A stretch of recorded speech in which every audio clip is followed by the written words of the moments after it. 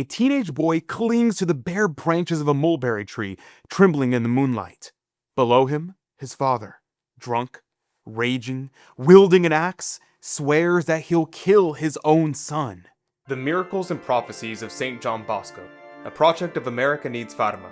I'm your host, Adrian Fonseca. Subscribe for new episodes every Monday, Wednesday, and Friday. Welcome to the Miracles and Prophecies of Saint John Bosco. I'm Adrian Fonseca.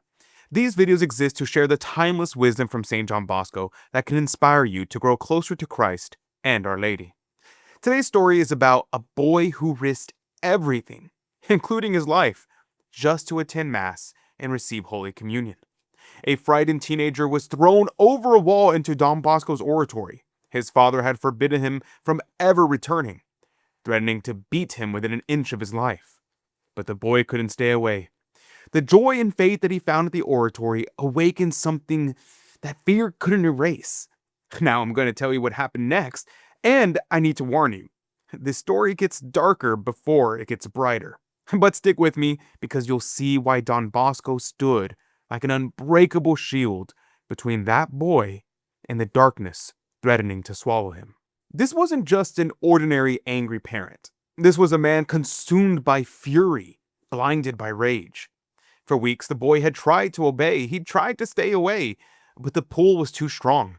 He'd tell his father that he was just going for a walk, and then he'd slip through the oratory gates for a few moments of consolation, a few moments with Christ.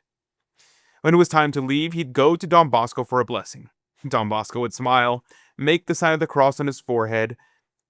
Go, and don't be afraid. The Blessed Virgin will help you. But the devil, always seeking someone to devour, was already whispering into hearts that were already hardened. And somehow, the father discovered the truth. He exploded, and he yanked his son by the arm. "If you dare go back, I'll break your skull. Don Bosco teaches you only disobedience. You'll see. No one mocks me and gets away with it." Imagine being that boy. Your father is both your provider and your persecutor. The person you're supposed to honor becomes the one threatening your life. That Saturday night, the boy couldn't sleep. He thought about his friends at the oratory, the sacraments he was missing, the priest with such goodness in his eyes. Finally, he decided he could not live without Christ. He rose early, attended Mass at the oratory, received the sacraments, and returned home. But his father had watched his every move. That night, when the boy crossed the threshold, his father was waiting, axe in hand, face flushed from drinking. "Ah, you went to Don Bosco.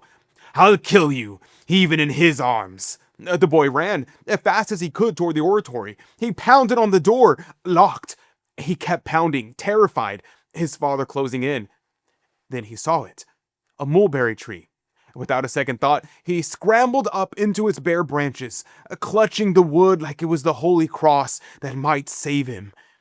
His parents arrived beneath him, moonlight revealing every trembling branch.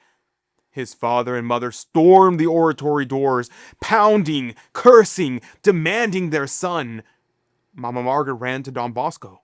"They are here." Don Bosco threw open the door, calm but commanding. He looked the enraged father straight in the eye. "This is my house. Your son isn't here. Even if he were, you have no right to intrude. Leave, or I will turn you over to the authorities." For the first time, the furious man faltered. He and his wife slipped away into the shadows, never to darken Don Bosco's door again. But the story wasn't over. When Don Bosco returned to the courtyard, the boy was still frozen in the branches, body stiff with fear, eyes wide, still convinced his father would find him. The priest's heart was pierced through with sympathy for this trembling boy. Don Bosco climbed the tree himself and whispered softly, "Don't be afraid. Look, it's me. I am Don Bosco. You are safe." The boy fought him at first, biting, crying out, and finally, in the warmth of the saint's embrace, he calmed down. Gently lowered from the tree of life as he would call it someday, the boy received food, warmth, and a safe place to sleep that night. The next day, Don Bosco found a safe home for the boy in a nearby village. Years later, this boy who once faced an axe for seeking God returned as a skilled worker, and showing the same Christian charity that Don Bosco demonstrated. He supported his parents in their old age. The boy whose father nearly murdered him for going to Mass ended up being the one who cared for his tormentor in his old age. Stories like this one need to be shared. They need to reach more people who are facing their own impossible choices, their own moments of fear, their own struggles between duty and conscience. Here's what I'm asking you to do. If this story moved you, share it. Share it with someone who needs to hear about courage in the face of fear. Share it with someone struggling with a difficult family situation. Share it with someone who needs to know that standing up for your faith is worth it, even when it costs you everything. Hit that share button right now. Send this to a friend. Post it on your social media. Help us spread Don Bosco's message of protection, of courage, and of unwavering love. And while you're at it, drop a comment below. Tell me, what struck you most about this story? Was it the boy's courage? Or Don Bosco's fearless confrontation with the father? Or perhaps it was the way the story ended with reconciliation and forgiveness? Your comments help this video reach more people, so let's have that conversation down below. Think about what this boy went through. He faced an impossible situation. Obey his father and abandon his faith, or follow Christ and risk his life. He chose Christ, and Don Bosco stood in the gap for him. And here's what gets me. Don Bosco's strength in confronting the raging father, yet his gentleness coaxing the boy down from that tree like a frightened cat. How do you hold both of these qualities at once? Fierce protection and tender compassion. That's the mark of true holiness.